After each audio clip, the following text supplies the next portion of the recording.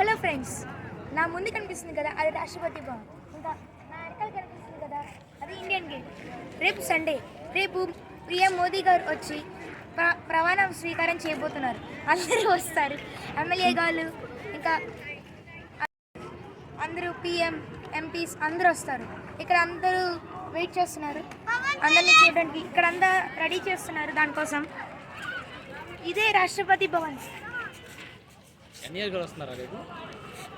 MLAs, MPs రేపు చంద్రబాబు నాయుడు గారు, పవన్ కళ్యాణ్ గారు అందరూ వస్తారు.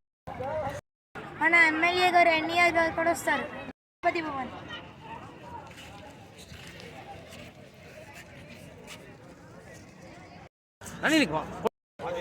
ఫ్రెండ్స్, రేపు నేను చాలా ఎక్సైటెడ్గా వెయిట్ చేస్తున్నాను.